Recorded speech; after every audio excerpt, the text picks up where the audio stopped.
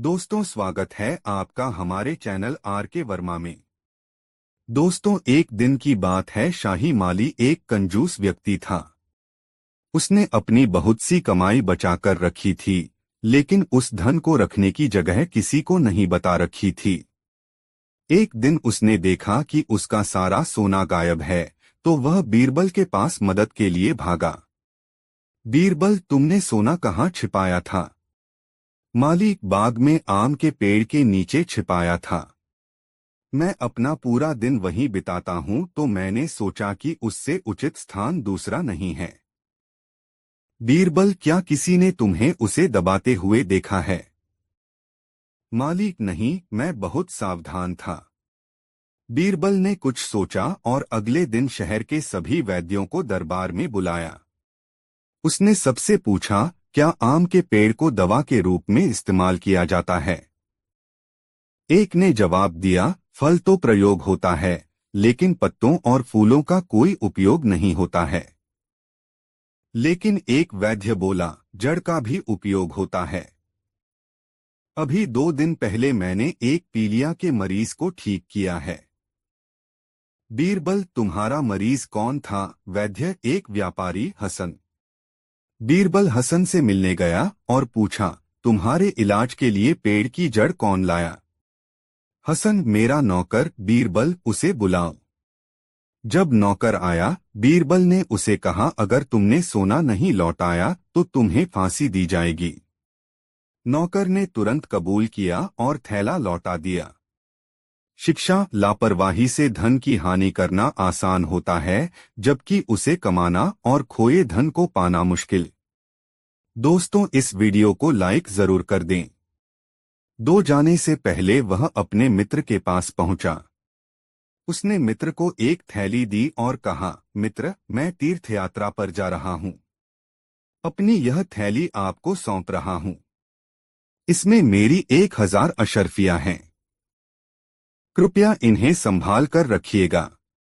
जब मैं तीर्थ यात्रा से लौटकर आऊंगा, यह थैली आपसे वापस ले लूंगा। कुछ महीनों बाद वह बूढ़ा वापस आया और अपने मित्र के पास पहुंचा। उसने मित्र से कहा, मित्र, अब मेरी थैली मुझे वापस कर दो। किंतु मित्र के मन में लालच आ गया। उनसे बूढ़े से पूछा, तुम किस थैली की बात कर रहे हो? तुमने तो मुझे कोई थैली नहीं दी। बूढ़े ने विनम्रता के साथ कहा, मित्र, हंसी मत करो। उस थैली में मेरी सारी जमा पूंजी है। मेरी थैली लौटा दो।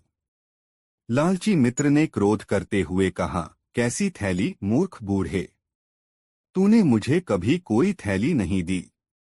इस झगड़े का कोई हल नहीं निकला तो दोनों बीरबल के पास पहुंचे। बीरबल ने दोनों की बात सुनी। उन्होंने बूढ़े से पूछा, तुमने अपनी कहाँ पर अपने मित्र को दी थी? बूढ़े ने हाथ जोड़े और बताया, श्रीमान जी, आम के बाग में एक पेड़ के नीचे। अब इसके मन में लालच आ गया है। यह मेरी थैली नहीं देना चाहता है। इस पर मित्र बोला, श्रीमान जी, यह झूठ बोलता है। इसने मुझे कोई थैली नहीं दी। बीरबल ने दोनों को चुप रहने की आज्ञा दी और बूढ़े से बोला, तुमने आम के पेड़ के नीचे थैली दी थी। यह बात पहले क्यों नहीं बताई? ठीक है, तुम जाओ और उस पेड़ को गवाही के लिए लेकर आओ। सारे दरबारी एक दूसरे को देखने लगे। भला एक पेड़ को गवाह के लिए कैसे बुलाया जा सकता है? लालची मित्र मन ही मन खुश हो रहा था। बूढ़ा उलझन में था। उसने सोचा, गवाही के लिए पेड़ को कैसे लेकर आऊंगा? किंतु वह चुपचाप बाग की ओर चल पड़ा। बूढ़े को इंतजार करते हुए 1 घंटा बीत गया। सब लोगों की चेहरों पर परेशानी दिखाई दे रही थी। आखिर एक व्यक्ति बोला, श्रीमान जी, अब तो बूढ़े का इंतजार करते हुए 1 घंटे से अधिक हो गया है, हमें कब तक इंतजार करना होगा? बीरबल बोले, धीरज रखो, वह आता ही होगा। इस पर लालची मित्र ने कहा, बूढ़ा इतनी जल्दी कैसे आ सकता है? वह तो अभी बाग में पहुंचा भी नहीं होगा। श्रीमान जी, बाग यहाँ से 3 मील दूर है। लालची मित्र बोला, कोई बात नहीं, हम बूढ़े के आने तक उसका इंतजार करेंगे। आप लोग आराम से बैठ जाएं। बीरबल ने मुस्कराते हुए कहा। वह बूढ़ा कई घंटों बाद लौटा तो हाँफ रहा था। उसके माथे पर पसीना चमक रहा था। वह बड़ा निराश था। बीरबल ने उससे पूछा, क्यों? क्या हुआ? बूढ़ा बोला, श्रीमान जी, मैं बाग में गया। मैंने उस पेड़ को आपका हुक्म सुनाया, परंतु वह टस से मस नहीं हुआ। कोई बात नहीं, तुम चिंता न करो, पेड़ की गवाही हो चुकी है। बीरबल ने कहा। इसके बाद उन्होंने लालची मित्र से कहा, तुम झूठे हो। बूढ़े की थैली तुम्हारे ही पास है, वरना तुम्हें कैसे पता होता कि बूढ़ा किस बाग में गया है और वह बाग कितना दूर है। बीरबल की बुद्धिमानी को देखकर सब उनकी जय जयकार करने लगे। दोस्तों, इस वीडियो को लाइक जरूर कर दें। 3 बादशाह अकबर ने सुना कि कोई ज्योतिष शेखी बघारता है कि उसकी भविष्यवाणी कभी झूठी नहीं हो सकती। उसे सजा देने के लिए दरबार में बुलाया गया। अकबर ने उस व्यक्ति से पूछा, तुम कहते हो कि तुम भविष्य बिल्कुल सही बताते हो, तो मुझे बताओ कि तुम्हारी मृत्यु कब होगी? वह आदमी बोला, मुझे अपनी पत्रिका देखनी पड़ेगी, आप मुझे 1 घंटे का समय दीजिए। ज्योतिषी अपनी पत्रिकाएं देखने की बजाय बीरबल के पास पहुंचा। बीरबल ने उसे बताया कि उसे क्या कहना है। दरबार में लौटकर ज्योतिषी ने घोषणा की कि उसकी मृत्यु बादशाह से 3 दिन पहले होगी। अकबर को उसकी बात पर भरोसा नहीं था, लेकिन अपनी मृत्यु के डर से उन्होंने उसे बिना किसी नुकसान के भेज दिया। शिक्षा, इससे हमें यह शिक्षा मिलती है कि यदि आप कुछ पाना चाहते हैं तो सबसे पहले डर को दूर करना सीखें और फिर शांत दिमाग से काम करें। यदि ज्योतिषी अपनी मृत्यु की कोई और तारीख बताता तो बादशाह उसे गलत साबित करने के लिए उसे मृत्युदंड दे देते। दोस्तों, इस वीडियो को लाइक जरूर कर दें। 4 दशाह अकबर को यह पता था कि भ्रष्टाचार ताकत से ही आता। बादशाह अकबर ने यह बात बारखाल से पूछा। बारबल असहमत। वह बोले, भ्रष्ट व्यक्तियों को भ्रष्ट बनने के लिए ताकत की आवश्यकता नहीं होती। बादशाह ने बीरबल को अपनी बात साबित करने के लिए कहा। बीरबल कुछ बांस की छड़ी और रस्सी लेकर यमुना किनारे पहुंचे। उसने छड़ियां जमीन पर अलग अलग स्थानों पर इस तरह लगा दी जैसे वह कुछ खास माप रहे हैं। वहां पर आसपास भीड़ इकट्ठी हो गई, यह जानने के लिए कि क्या हो रहा है। बीरबल कुछ नहीं बोले। लोगों ने अनुमान लगाया कि शायद वह कुछ राजकीय काम कर रहे हैं और इससे आसपास के इलाके या समुदाय के लिए समस्या हो सकती है। बिना कुछ पूछे बीरबल को घूस देने लगे कि वह उन्हें बचा लें। बीरबल भी शांत रहे। लोगों ने सोचा शायद धन कुछ कम है, तो उन्होंने कुछ अधिक धन देने को कोशिश की। आखिर बीरबल ने अपनी बात को साबित किया, वहां से अपना सामान लेकर चले गए और बादशाह से इनाम पाया। शिक्षा, भ्रष्टाचार को बढ़ने के लिए शक्ति के साथ उसके भुगतने वालों की सहायता भी बढ़ावा देती है। अगर कोई व्यक्ति कमजोर है और जल्द लाभ के लिए भ्रष्टाचार को बढ़ावा देता है तो भ्रष्ट व्यक्ति फलने फूलने लगता है। भ्रष्टाचार के लिए प्रणाली को दोष देने के बजाय हमें यह देखना चाहिए कि कुछ पाने के लिए लोग कितनी घूस देते या लेते हैं। दोस्तों, इस वीडियो को लाइक जरूर कर दे और वीडियो कैसा लगा कमेंट में जरूर बताएं। 3 बीरबल एक ईमानदार तथा धर्मप्रिय व्यक्ति था। वह प्रतिदिन ईश्वर की आराधना बिना नागा किया करता था। इससे उसे नैतिक व मानसिक बल प्राप्त होता था। वह अक्सर कहा करता था कि ईश्वर जो कुछ भी करता है मनुष्य के भले के लिए ही करता है। कभी कभी हमें ऐसा लगता है कि ईश्वर हम पर कृपा दृष्टि नहीं रखता, लेकिन ऐसा होता नहीं। कभी कभी तो उसके वरदान को भी लोग शाप समझने की भूल कर बैठते हैं। वह हमको थोड़ी पीड़ा इसलिए देता है ताकि बड़ी पीड़ा से बच सकें। एक दरबारी को बीरबल की ऐसी बातें पसंद न आती थीं। एक दिन वही दरबारी दरबार में बीरबल को संबोधित करता हुआ बोला, देखो ईश्वर ने मेरे साथ क्या किया। कल शाम को जब मैं जानवरों के लिए चारा काट रहा था तो अचानक मेरी छोटी उंगली कट गई। क्या अब भी तुम यही कहोगे कि ईश्वर ने मेरे लिए यह अच्छा किया है? कुछ देर चुप रहने के बाद बोला बीरबल, मेरा अब भी यही विश्वास है क्योंकि ईश्वर जो कुछ भी करता है मनुष्य के भले के लिए ही करता है। सुनकर वह दरबारी नाराज हो गया कि मेरी तो उंगली कट गई और बीरबल को इसमें भी अच्छाई नजर आ रही है। मेरी पीड़ा तो जैसे कुछ भी नहीं।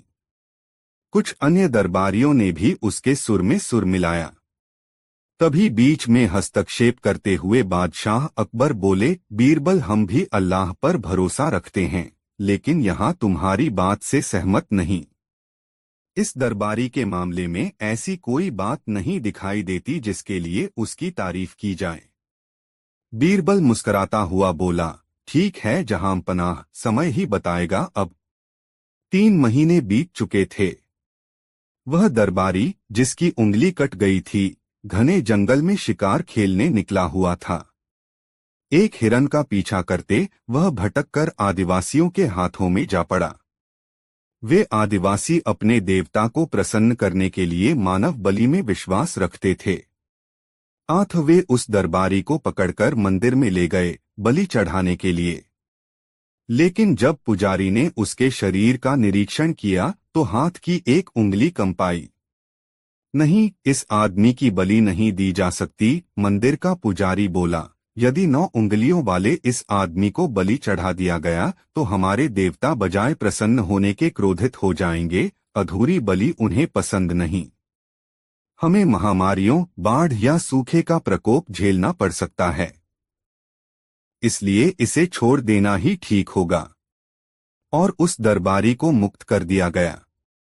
अगले दिन वह दरबारी दरबार में बीरबल के पास आकर रोने लगा। तभी बादशाह भी दरबार में आ पहुंचे और उस दरबारी को बीरबल के सामने रोता देखकर हैरान रह गए। तुम्हें क्या हुआ, रो क्यों रहे हो? अकबर ने सवाल किया। जवाब में उस दरबारी ने अपनी आप बीती विस्तार से कह सुनाई। वह बोला, अब मुझे विश्वास हो गया है कि ईश्वर जो कुछ भी करता है मनुष्य के भले के लिए ही करता है। यदि मेरी उंगली न कटी होती तो निश्चित ही आदिवासी मेरी बलि चढ़ा देते।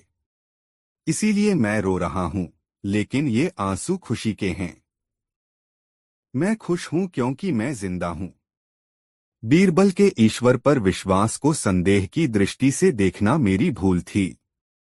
अकबर ने मंद मंद मुस्कराते हुए दरबारियों की ओर देखा जो सिर झुकाए चुपचाप खड़े थे। अकबर को गर्व महसूस हो रहा था कि बीरबल जैसा बुद्धिमान उसके दरबारियों में से एक है। दोस्तों, वीडियो कैसा लगा कमेंट में जरूर बताएं। एक रात सोते समय बादशाह अकबर ने यह अजीब सपना देखा कि केवल एक छोड़कर उनके बाकी सभी दांत गिर गए हैं। फिर अगले दिन उन्होंने देश भर के विख्यात ज्योतिषियों व नुजूमियों को बुला भेजा और उन्हें अपने सपने के बारे में बताकर उसका मतलब जानना चाहा। सभी ने आपस में विचार विमर्श किया और एक मत होकर बादशाह से कहा, जहां पनाह, इसका अर्थ यह है कि आपके सारे नाते रिश्तेदार आपसे पहले ही मर जाएंगे। यह सुनकर अकबर को बेहद क्रोध हो आया और उन्होंने सभी ज्योतिषियों को दरबार से चले जाने को कहा। उनके जाने के बाद बादशाह ने बीरबल से अपने सपने का मतलब बताने को कहा। कुछ देर तक तो बीरबल सोच में डूबा रहा, फिर बोला, हुजूर, आपके सपने का मतलब तो बहुत ही शुभ है। इसका अर्थ है कि अपने नाते रिश्तेदारों के बीच आप ही सबसे अधिक समय तक जीवित रहेंगे। बीरबल की बात सुनकर बादशाह बेहद प्रसन्न हुए। बीरबल ने भी वही कहा था जो ज्योतिषियों ने, लेकिन कहने में अंतर था। बादशाह ने बीरबल को इनाम देकर विदा किया। दोस्तों, इस वीडियो को लाइक जरूर कर दें। एक दिन खोजा एक बड़ी सी नदी के किनारे अकेला बैठा था। इतने में दो मोटे ताजे आदमी वहां आ पहुंचे। नदी पर पल नहीं था।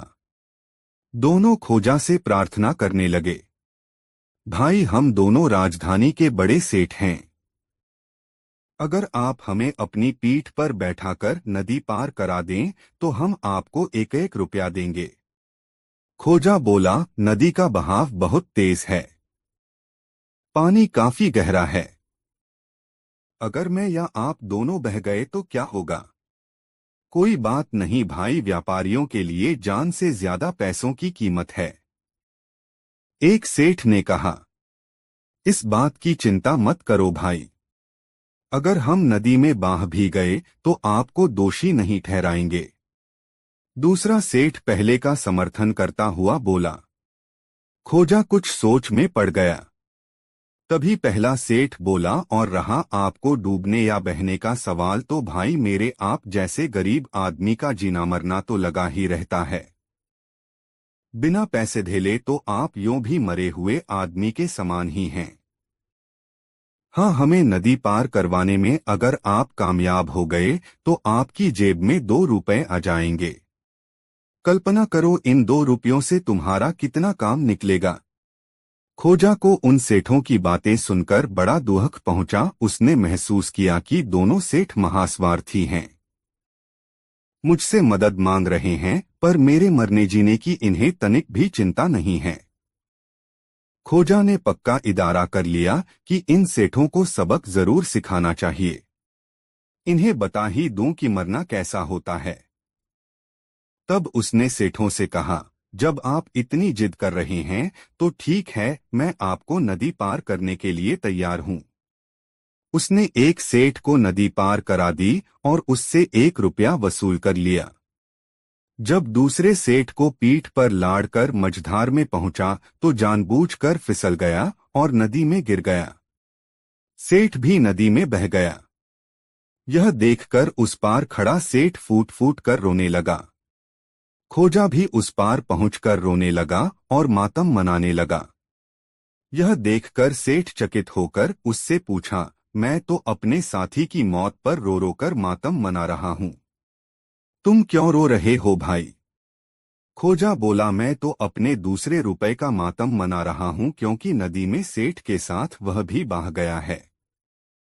आप ही ने तो कहा था कि रुपए से बढ़कर दुनिया में और कोई चीज नहीं होती। दोस्तों, वीडियो कैसा लगा कमेंट में जरूर बताएं। एक दिन बादशाह और खोजा हाथी पर चढ़कर नदी किनारे सैर करने को निकले। रास्ते में उन्होंने एक शराबी को देखा जो नशे में झूम रहा था। हाथी को देखकर शराबी ने लड़खड़ाती आवाज में बादशाह और खोजा की ओर देखते हुए पूछ लिया, ओ हाथी वाले, क्या अपना यह हाथी बेचेगा? बेचे तो इसका दाम बता। उसकी ऐसी हालत देखकर खोजा ने बादशाह से कहा, चलते रहिए जहांपना, यह आदमी नशे में धुत है। अभी यह हाथी खरीदने की बात कर रहा है, थोड़ी देर में आपको और मुझे भी खरीदने की बात करने लगेगा। शराब चीज ही ऐसी होती है। यह सुनकर बादशाह ने कहा, लेकिन खोजा, मैं इसे इसकी बेअदबी की सजा तो जरूर दूंगा। मेरे शहर में लोग शराब जैसी गंदी चीज भी पीते हैं, यह मुझे आज पता चला। मैं कल ही हुक्म दे दूंगा कि ऐसे लोग जो शराब पीते हैं उनकी खोज की जाए। मैं ऐसे लोगों को शहर से निकाल दूंगा, फिर जाकर मरें किसी और राज्य में। अगले दिन उस शराबी को होश आया तो उसके पड़ोसियों ने उसे रात के वाकये की इत्तिला दी। सुनकर उस शराबी का हाल बेहाल हो गया। भागा भागा पहुंचा खोजा के घर। बोला, हुजूर, मुझे बादशाह हुजूर के गुस्से से किसी तरह बचा लीजिए। वह या तो कैदखाने में डलवा देंगे या फिर शहर से निकाल देंगे। मैं मारा जाऊंगा हुजूर, मेहरबानी करके किसी तरह बचा लीजिए। खोजा गरीबों के प्रति बहुत मेहरबान था। उसने उससे कहा, देखो, तुम एक गरीब आदमी हो, तुमने गुनाह तो बहुत किए हैं, लेकिन उस वक्त चूंकि तुम नशे में थे, इसलिए मैं तुम्हें बादशाह के गुस्से से निजात दिलाने की कोशिश कर दूंगा। एक बात तो तुम भी जानते होंगे कि इस्लाम में शराब पीना हराम की बात माना जाता है। अब तुम मुझसे दिल से यह वादा करो कि आगे से इस मुराद चीजों का इस्तेमाल कभी नहीं करोगे। शराबी ने कान पकड़कर तौबा की। ठीक 2 घंटे बाद दरबार लगने पर एक सिपाही भेजकर उस शराबी को तलब किया। जब वह पहुंचा तो बादशाह ने पूछा, क्यों भाई, क्या हाथी नहीं खरीदोगे? शराबी ने नीचे गिरकर जमीन से अपनी नाक रगड़ी, फिर दोनों हाथ जोड़कर बोला, जहां पना, हाथी खरीदने वाला ताजिर तो रात को कूच कर गया। वह तो एक दलाल था। उसका जवाब सुनकर बादशाह की हंसी छूट गई। बोला, जाओ, माफ किया, लेकिन यह तो बताओ कि ऐसा कहने को तुम्हें किसने कहा था? शराबी ने धीरे से अपनी उंगली खोजा की तरफ उठा दी। दोस्तों, यह कहानी कैसी लगी कमेंट में जरूर बताएं। एक दिन बादशाह ने खोजा से पूछा, खोजा, चलते वक्त तुम जमीन की तरफ देखते हुए क्यों चलते हो? सामने या दाएं बाएं क्यों नहीं देखते? क्या यह तुम्हारी खानदानी रीति है? खोजा ने तत्काल उत्तर दिया, नहीं जहांपना, ऐसी तो कोई बात नहीं है। दरअसल मैं जमीन की तरफ देखता हुआ इसलिए चलता हूं कि इसी जमीन में मेरे अब्बाजान कहीं गुम हो गए हैं। मैं उन्हीं को तलाशता हुआ आगे बढ़ता हूं। बादशाह को ठिठोली सूझी। उसने मुस्कराते हुए कहा, खोजा, यदि मैं तुम्हारे अब्बाजान को खोज निकालूं तो तुम मुझे क्या दोगे? हुजूर, आधा आधा, हाजिर जवाब खोजा ने उत्तर दिया। यह सुनकर बादशाह की हंसी फूट पड़ी। वह खोजा की हाजिर जवाबी का लोहा मान गया। दोस्तों, वीडियो कैसा लगा कमेंट में जरूर बताएं। एक दिन उदासी भरे लहजे में बादशाह खोजा से बोला, खोजा, बहुत दिनों से मेरी इच्छा है कि आकाश में उड़कर पूरी दुनिया की सैर करूं। मैं दुनिया के पहाड़ों, नदियों, शहरों, गांवों, जंगलों और मैदानों को देखकर अपना ज्ञान बढ़ाना चाहता हूं। मेरी यह इच्छा पूरी करने के लिए क्या तुम कोई बढ़िया तरकीब बता सकते हो? खोजा ने धीर गंभीर आवाज में कहा, जरूर बता सकता हूं जहांपना। यह सुनते ही बादशाह की उदासी उड़न छू हो गई। वह उतावला होता हुआ बोला, तुम सचमुच बड़े अक्लमंद हो। बताओ, वह तरकीब कौन सी है? आकाश में पहुंचना कोई मुश्किल काम नहीं है जहांपना, बशर्ते आप में धीरज हो। आप अपने खजूरी रंग के घोड़े को मुझे दीजिए। मैं उस पर सवार होकर दूर के एक पहाड़ से एक खास बूटी ले आऊंगा, जिसे खाकर घोड़े की पीठ पर पंख निकल आएंगे। तब आप उसकी पीठ पर बैठकर अपनी इच्छा पूरी कर लेना। अलबत्ता मुझे वहां तक जाने आने में कोई 1 साल लग जाएगा। क्या आप इतना इंतजार कर सकते हैं? बादशाह खुशी से फूला न समाया। उसने अपने अंगरक्षक को आदेश दिया कि वह उसका घोड़ा फौरन खोजा के हवाले कर दे और उसे बहुत सारा धन भी सरकारी खजाने से दिलवा दे। खोजा घोड़े पर सवार हो गया। चाबुक लगते ही घोड़ा हवा से बातें करने लगा। घोड़े पर सवार होकर खोजा दूसरे मुल्क में पहुंचा और एक व्यापारी को राजा का घोड़ा बेचकर अपने गधे पर सवार होकर अपने घर लौट आया। घर पहुंचकर उसने बादशाह से मिला सारा धन और घोड़े को बेचकर उसे जो रुपए मिले वे सब अपनी पत्नी के हवाले किए और सारा किस्सा सुनाने के बाद यह कहता हुआ लंबी चादर तानकर सो गया कि अब 1 साल तक मुझे कहीं आना जाना नहीं है। मैं घर में हूं, यह बात किसी को न बताना। पत्नी ने सारी बात सुनी तो वह अपनी हंसी न रोक पाई, पर साथ ही उसे कुछ चिंता भी होने लगी। करीब 1 साल बाद खोजा राजमहल में पहुंचा। उसे देखते ही बादशाह ने मुस्कुराकर पूछा, खोजा? 3 दिन बाद 1 साल पूरा होने वाला है। क्या मेरे घोड़े की पीठ पर पंख निकल आए हैं? हाँ, जहां पनाह, खोजा ने मूंछों पर हाथ फेरते हुए जवाब दिया। खुशी से उछलते हुए बादशाह बोला, तुमने सचमुच कमाल कर दिया खोजा। पर तुम घोड़े को साथ क्यों नहीं लाए? खोजा ने दुखी होने का स्वांग रचाते हुए बताया, मैं उसे साथ ला रहा था जहां पना, मगर वह रास्ते में पंख फड़फड़ाता हुआ उड़ गया। यह सुनते ही बादशाह को भारी सदमा पहुंचा और वह बेहोश होकर जमीन पर गिर पड़ा। दोस्तों, वीडियो को लाइक जरूर कर दे। बीरबल की सूझबूझ, बुद्धि और हाजिर जवाबी से जहां बादशाह अकबर प्रसन्न रहते थे, वहां दरबार के अन्य लोगों में की ऐसे थे जो बीरबल को उच्च पद से हटाना तथा बादशाह की दृष्टि में गिरना चाहते थे। वे लोग ऐसे अवसर की तक में रहते थे जब वे बादशाह के कान भर सकें या किसी भी तरह बीरबल को नीचा दिखा सकें। ऐसे अवसर अक्सर आते रहते थे। बीरबल की अनुपस्थिति में बादशाह के कान भरने वालों ने एक स्वर में कहा, हमारी समझ में आज तक यह नहीं आया है जहां पनाह की हम लोगों में क्या कमी है। बीरबल को इतना महत्व क्यों दिया जाता है? यहाँ तो उससे कहीं अधिक पढ़े लिखे लोग हैं। बादशाह अकबर मौन रहे। वे चुपचाप सुनते रहे। बादशाह को उपेक्षा के भाव से मुस्कुराते देखकर एक मौलाना बोले, जहां पनाह, उस आदमी से आपको इतना लगाव क्यों है? क्या वह हमसे ज्यादा विद्वान है? बहुत फर्क है उसमें और आप लोगों में। बादशाह ने कहा, जानने की इच्छा है हुजूर। फर्क जानना चाहते हो? बादशाह ने पूछा।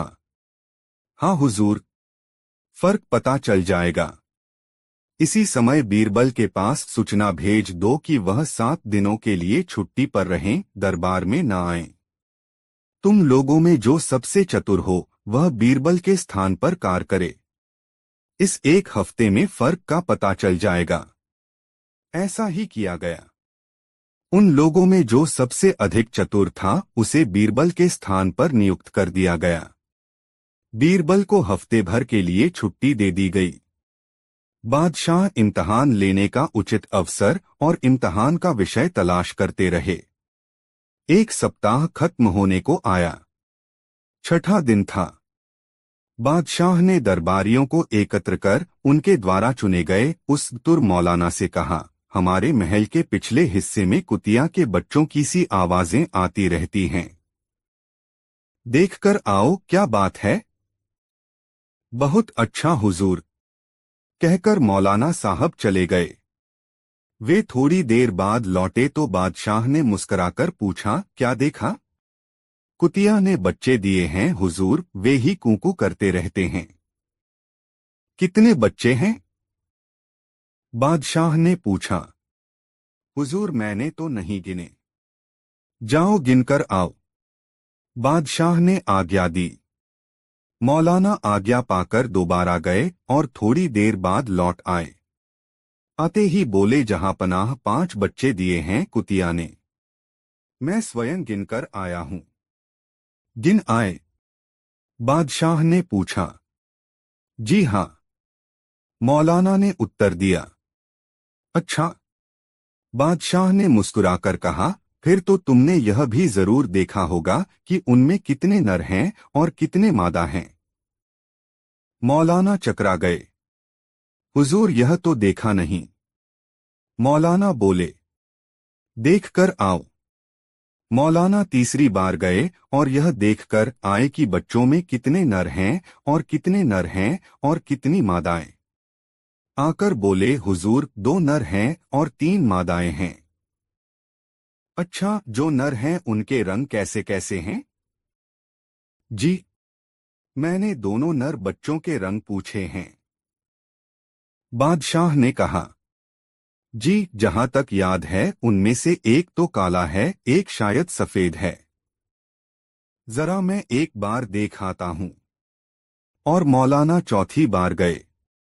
आकर बताया कि एक नर काला सफेद है और दूसरा बादामी। मादाओं में से 2 काली और 1 बादामी है। बैठ जाइए, बादशाह ने कहा। मौलाना बैठ गए। अब बीरबल को यहाँ बुलवाया जाए।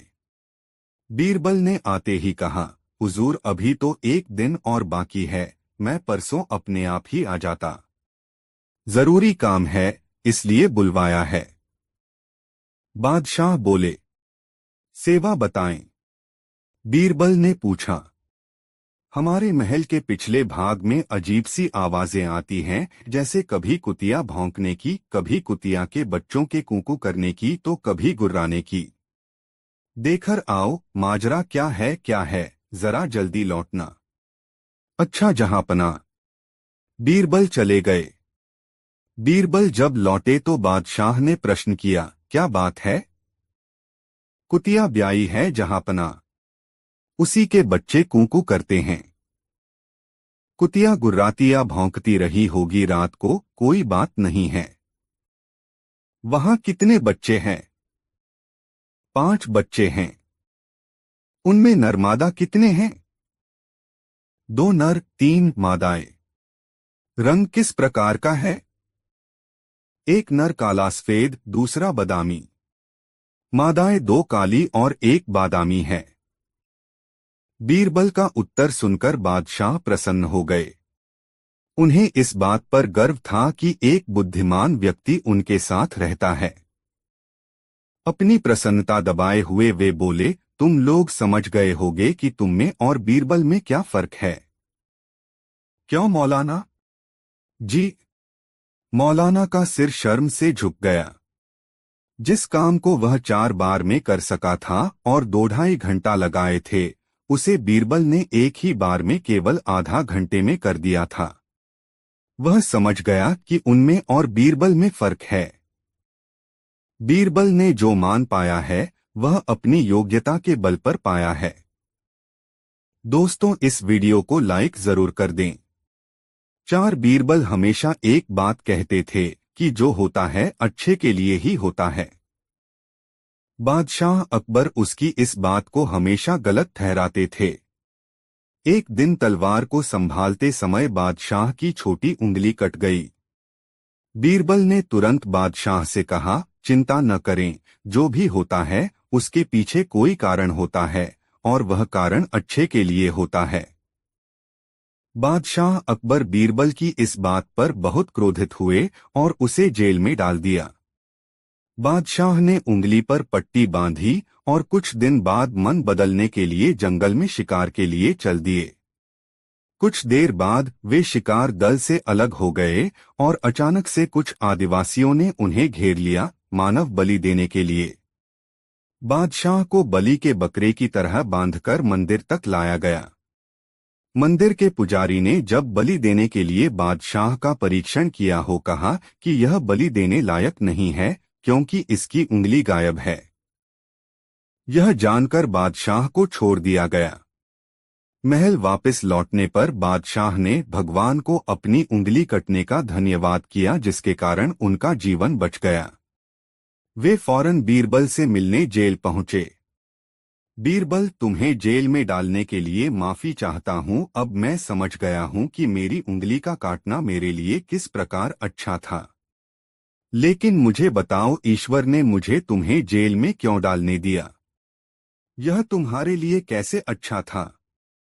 बीरबल ने उत्तर दिया, जहांपनाह, अगर मैं जेल में नहीं होता तो आप मुझे अपने साथ शिकार पर ले जाते और आदिवासियों द्वारा आपको छोड़ने पर वे मुझे के लिए ले जाते। दोस्तों, वीडियो को लाइक जरूर कर दें। 4 दोस्तों एक दिन शहंशाह अकबर नाई से अपनी हजामत बनवा रहे थे। तभी वह नाई शहंशाह अकबर की तारीफ करने लगता है। नाई, जहां पनाह, आप अपनी सल्तनत में सबका ख्याल रखते हैं, बच्चे, बड़े, गरीब, लाचार आदि सबका। अकबर, शुक्रिया। नाई, लेकिन जहां पनाह। अकबर, लेकिन क्या हम किसी को भूल रहे हैं जिसकी हम देखभाल नहीं करते हैं? नाई, जहां पनाह, गुस्ताखी माफ करें, क्या कभी आपने बड़े बूढ़ों यानी कभी अपने पूर्वजों के बारे में सोचा है जो दुनिया छोड़कर स्वर्ग चले गए हैं? अकबर, लेकिन हम तो उनका भी ख्याल रखते हैं, उनके हक में हम दुआ करते हैं, उनकी याद में हमने शाही मकबरे बनवाए हैं। नहीं, लेकिन जहां पनाह कभी आपने किसी को स्वर्ग भेजा है अपने पूर्वजों की खबर लेने के लिए? उन्हें किसी चीज की वहां जरूरत तो नहीं है। अकबर, क्या ये क्या कह रहे हो? कोई स्वर्ग जाकर वापस कैसे आ सकता है? तुम्हारा दिमाग खराब हो गया है क्या? कोई स्वर्ग की यात्रा करके वापस कैसे आ सकता है? नहीं, जहां पनाह मैं सच कह रहा हूँ, स्वर्ग की यात्रा करके वापस आ सकता है। मैं एक ऐसे योगी बाबा को जानता हूँ जो स्वर्ग भेजकर वापस बुला सकते हैं। वजीर अब्दुल्ला उनके भक्त हैं। आप चाहे तो वजीर अब्दुल्ला से कहकर आप उस योगी को बुला सकते हैं। अकबर, ठीक है, तुम कल ही वजीर अब्दुल्ला से कहकर उस योगी को बुलाओ। फिर अगले दिन वजीर अब्दुल्ला उस योगी बाबा को लेकर आते हैं। अकबर, वजीर अब्दुल्ला, क्या योगी बाबा दरबार में आ गए हैं? वजीर अब्दुल्ला, जी, जहां पनाह वो दरबार के बाहर ही खड़े हैं। आपकी इजाजत हो तो उन्हें बुलाया जाए। अकबर, जी वजीर अब्दुल्ला, उन्हें बुलाया जाए। योगीराज निरंजन बाबा दरबार में हाजिर होते हैं। योगीराज, अलख निरंजन, मेरा नाम योगी निरंजन बाबा है। अकबर, हमने सुना है योगी जी आप किसी को भी स्वर्ग भेजकर वापस बुला सकते हैं, ये बात सच है? योगीराज, हाँ, मैं किसी को भी स्वर्ग भेजकर वापस बुला सकता हूँ। अकबर, हमें भी अपने पूर्वजों के बारे में जानकारी चाहिए। वह स्वर्ग में कैसे रह रहे हैं? उन्हें वहाँ किसी चीज की जरूरत तो नहीं है। योगीराज, आप किसी भरोसेमंद इंसान को स्वर्ग भेज सकते हैं जो स्वर्ग के मोह में न फंसकर वापस आ सके। वजीर अब्दुल्ला, जहां पनाह आप बीरबल को इस काम के लिए भेज दीजिए। बीरबल से ज्यादा भरोसेमंद और कौन हो सकता है? अकबर, बीरबल, क्या आप हमारे लिए स्वर्ग जाएंगे? बीरबल, जी, जहां पनाह मैं स्वर्ग जरूर जाऊंगा, लेकिन उससे पहले मैं निरंजन बाबा से कुछ पूछना चाहता हूं। योगीराज, इस यात्रा में कितना समय लगेगा? योगीराज, इस यात्रा में कम से कम 2 महीने लगेंगे अगर तुम स्वर्ग के सुख के मोह में न फंसो तो। बीरबल, योगी जी आप मुझे स्वर्ग कैसे भेजेंगे? योगीराज, मैं एक पवित्र आग जलाऊंगा, उसमें तुम्हें प्रवेश करना है। वैसे तो ये क्रिया कहीं भी हो सकती है, लेकिन हम इसे गंगा नदी के किनारे करेंगे। बीरबल, जहां पनाह मैं काफी दिनों के लिए अपने घर से दूर रहूंगा, इसलिए मैं 4-5 दिन की मोहलत मांगता हूँ, कुछ अधूरे काम निपटाने हैं। अकबर, ठीक है बीरबल, योगीराज जी आप ये काम 5 दिन बाद संपन्न करें। अब 5 दिन बाद बीरबल को जलाने के लिए ले जाया जाता है। स्वर्ग की यात्रा के लिए योगीराज विधि संपन्न करते हैं। वह एक चिता पर फूल और कुछ सामग्री डालते हैं और बीरबल के माथे पर तिलक करते हैं और चित्त हो जाने को कहते हैं। बीरबल, अलविदा। जहां पना। अकबर, हमें आपकी बहुत याद आएगी, आप जल्दी लौटने की कोशिश करना। बीरबल, जी जहां पनाह, मैं जल्दी लौट कर आऊंगा। और फिर 2 महीने गुजर जाते हैं। शहंशाह अकबर बहुत चिंतित हो जाते हैं।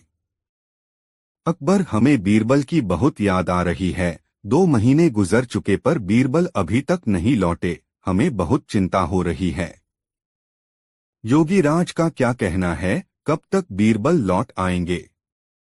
वजीर अब्दुल्ला, जहां पनाह, योगी बाबा ये भी तो कह रहे थे हो सकता है बीरबल को स्वर्ग के सुख बहुत भा गए हों और वह उन्हें छोड़कर न आना चाहें।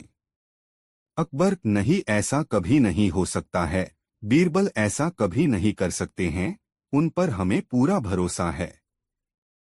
उसी वक्त वहां पर बीरबल आते हैं। उनके लंबे लंबे बाल होते हैं, लंबी सी दाढ़ी। अकबर उन्हें देखकर बहुत खुश होते हैं। अकबर खुशामदीद। खुशामदीद। हमें आपको देखकर बहुत खुशी हुई और बताइए स्वर्ग में हमारे पूर्वज कैसे हैं? उन्हें किसी चीज की वहां जरूरत तो नहीं है? बीरबल नहीं, जहां पनाह उन्हें किसी भी चीज की जरूरत नहीं है, वे वहां बहुत खुश हैं। अकबर लेकिन बीरबल आपने ये बाल इतने क्यों बढ़ा लिए हैं? बीरबल जहां पनाह मेरे ही नहीं वहां पर सभी के बाल बहुत लंबे हैं। वहां पर कोई नाई नहीं है बाल काटने के लिए, इसलिए उन सभी ने यहाँ पर जो नाई है उसे बुलाने के लिए कहा है ताकि वो वहां सबके बाल काट सके। अकबर हाँ हाँ क्यों नहीं, हम अभी अपने नाई को वहां भेज रहे हैं। योगीराज और वह नाई अभी यहीं पर हैं, वो इस वक्त हमारे मेहमान बनकर रह रहे हैं। हम अभी स्वर्ग भेजने की क्रिया करवाते हैं, योगीराज और उस नाई को बुलाते हैं। वो दोनों दरबार में हाजिर होते हैं। अकबर उनसे कहते हैं, अकबर योगीराज स्वर्ग में नाई की जरूरत है, आप जल्दी से इस नाई को स्वर्ग भेजने की क्रिया शुरू कीजिए। नाई अपने घुटनों पर गिरकर, जहां पनाह मुझे माफ कर दीजिए, मुझसे ये सब वजीर अब्दुल्ला ने करवाया था, क्योंकि वह बीरबल की शोहरत से जलते हैं और बीरबल को अपने रास्ते से हटाना चाहते थे, और ये बाबा भी पाखंडी है। पता नहीं बीरबल उस आग से कैसे बच गए, लेकिन मैं नहीं बचूंगा, मुझे माफ कर दीजिए। अकबर क्या, इतनी बड़ी साजिश बीरबल के खिलाफ? सिपाहियों इस पाखंडी बाबा और इस नाई को ले जाओ और काल कोठरी में डाल दो। और तुम वजीर अब्दुल्ला, मुझे तुमसे ये उम्मीद नहीं थी। मैं अगर चाहूं तो तुम्हें अभी फांसी पर लटका दूं, लेकिन तुमने हमारी कई साल हिफाजत की है, इसलिए हम तुम्हें इस देश से निकाल देते हैं। सिपाहियों इसे ले जाकर सरहद के बाहर छोड़ आओ और फिर कभी अपनी शक्ल मत दिखाना। अच्छा बीरबल मेरे बुद्धिमान दोस्त, ये बताओ तुम्हें इस साजिश का कैसे पता लगा? बीरबल जहां पनाह, जब मैंने योगीराज के मुंह अगम प्रवेश करने वाली बात सुनी तो मुझे लगा दाल में कुछ काला है। तभी तो मैंने आपसे 5 दिन की मोहलत मांगी और मैंने उन 5 दिनों में एक ऐसी सुरंग तैयार करवाई जो उस जगह से सीधे मेरे घर को जाती है। जहां पनाह, जब योगीराज ने आग जलाई तो मैं सीधे उस सुरंग पर खड़ा था जो मेरे घर को जाती है। योगीराज के आग जलाते ही मैं सुरंग का दरवाजा खोलकर अपने घर पहुंच गया। जहां पनाह, इस तरह से मैं वहां से बच निकला। और मैं चाहता था ये लोग अपना गुनाह खुद कबूल करें, इसलिए मैंने 2 महीने अपने बाल नहीं काटे, क्योंकि मैं ये भी जानता था कि इन तीनों में सबसे कमजोर कड़ी नाई है। अकबर वाह, बीरबल वाह, एक तुम ही हो जो ऐसा कर सकते हो, तुम्हारे जैसा कोई नहीं। मेरे शातिर दोस्त, तुम ही ऐसा कर सकते हो। वाह बीरबल वाह। बीरबल शुक्रिया। जहां पनाह शुक्रिया। दोस्तों वीडियो को लाइक जरूर कर दे और कमेंट में बताएं कहानी कैसी लगी। 3 एक दरबारी ने अपने पुत्र को अकबर के दरबार में खजांची नियुक्त करने की योजना बनाई। उसने दरबार में इसके लिए कार्य शुरू कर दिया, लेकिन वह जानता था कि बीरबल ऐसा नहीं होने देगा क्योंकि उसका पुत्र भरोसे लायक नहीं था। एक दिन बीरबल को दरबार में आने में देर हो गई। उसने अकबर से पूछा, जहांपनाह, क्या आपको नहीं लगता बीरबल दरबार को अहमियत नहीं देते? उन्हें उनका स्थान दिखाने की जरूरत है। अकबर, तुम्हारे दिमाग में क्या चल रहा है? दरबारी, मैं आपको सलाह देता है कि आप उसकी सारी बातों को मना करना शुरू कर दो। अकबर, ठीक है। जब बीरबल दरबार पहुंचे तो अकबर ने पूछा, बीरबल आज तुम्हें देरी क्यों हो गई? बीरबल, मेरी पत्नी की तबीयत ठीक नहीं थी जहांपना, कृपया मुझे माफ कर दीजिए। अकबर ने कहा, मैं तुम्हें माफी नहीं दूंगा। बीरबल, क्या हम राज्य की बातों पर विचार विमर्श करें? अकबर, नहीं, हम नहीं करते। बीरबल, तो फिर शायद आप मुझे घर जाने की इजाजत दे दें। अकबर, नहीं, तुम घर नहीं जा सकते। बीरबल समझ गए कुछ तो बात है, और दरबारी के हाव भाव देखकर वह समझ गए इसके लिए कौन जिम्मेदार है। बीरबल बोले, मेरी एक आखिरी प्रार्थना है कि आप दरबारी के पुत्र को खजांची नियुक्त कर दें। नहीं, मैं उसे खजांची नहीं बनाऊंगा। यह सुनकर दरबारी को मुंह की खानी पड़ी। शिक्षा, लोगों की नकारात्मक सोच को सकारात्मक परिणाम में बदलना सीखो। दोस्तों, वीडियो को लाइक जरूर कर दे। एक दिन अकबर अपने दोस्तों के साथ बैठकर बातचीत कर रहे थे और उनके आसपास पूरे देश के समझदार, अच्छे और सृजनात्मक व्यक्ति थे। वे कह रहे थे, अकबर ने बीरबल को थप्पड़ मारा बिना किसी कारण के। लेकिन बादशाह को तो कोई थप्पड़ नहीं मार सकता, लेकिन वह थप्पड़ कहाँ गया? तभी बीरबल ने अपने साथ खड़े व्यक्ति को थप्पड़ मारा। सबने सोचा, यह तो अजीब है। अब जिस व्यक्ति को थप्पड़ लगा उसने अनोखा उत्तर दिया। उसने पूछने की बजाय अपने साथ खड़े व्यक्ति को थप्पड़ मारा। और उस व्यक्ति ने सोचा शायद यह दरबार का चलन है, तो उसने अगले व्यक्ति को थप्पड़ मारा। इस तरह थप्पड़ पूरे दरबार में फैल गया। उसी रात अकबर की पत्नी ने उन्हें थप्पड़ मारा। तब उन्होंने पूछा, आपने मुझे क्यों मारा? वह बोली, यह क्या प्रश्न है? यह तो एक खेल है। अकबर बोले, तुम्हें किसने कहा यह एक खेल है?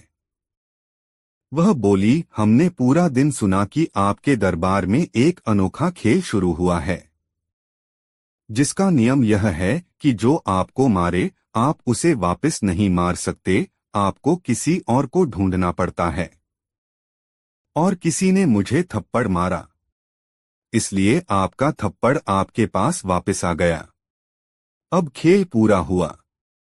इस कहानी से शिक्षा, हर तरह के चाल ढाल और काम की अनचाही शुरुआत होती है। इस संसार में हजारों खेल चल रहे हैं जिसके हम सब भागीदार हैं। थप्पड़ या फिर कोई अच्छा परिणाम आप तक देरसवेर पहुंच ही जाता है। वह कहाँ जाएगा? अच्छे कार्य आपको इनाम दिलाते हैं, जबकि आपके बुरे विचार या कार्य आपको सजा भी दिलाते हैं। शायद हम भूल जाते हैं हमने कब शुरुआत की। संसार बड़ा है, आप तक लौटने में समय लगता है, लेकिन हर चीज अपने स्रोत तक वापस आ जाती है। यह जीवन के मूल नियमों में से एक है। दोस्तों, वीडियो को लाइक जरूर कर दे और कमेंट में बताएं कहानी कैसी लगी। 5 अकबर ने एक दिन प्रश्न किया, दुनिया में अंधे अधिक हैं या आंखों वाले? अंधे, बीरबल ने उत्तर दिया। क्या बात करते हो? दुनिया में अंधे ज्यादा होते तो कोई भी काम नहीं चलता। चलता रहता है, काम भी चलता रहता है, फिर भी अंधों की संख्या ज्यादा है। सिद्ध करो। बीरबल ने चुनौती स्वीकार कर ली। एक दिन वह सार्वजनिक स्थान पर पुस्तक पढ़ने बैठ गए। उन्होंने अपने पास एक कागज और कलम रख लिया। उनके पास जो भी आता यही पूछता, आप यह क्या कर रहे हो? बीरबल उसी का नाम सूची में लिख लेते। बादशाह भी आए, उन्होंने भी पूछा। बीरबल ने उनका नाम भी अंधों की सूची में लिख दिया। अगले दिन बीरबल ने नामों की वह सूची बादशाह को दी, जिसमें सभी अंधों के नाम लिखे गए थे। अंधों की सूची में अपना नाम देखकर बादशाह ने पूछा, तुमने मेरा नाम भी लिखा है, ऐसा क्यों किया?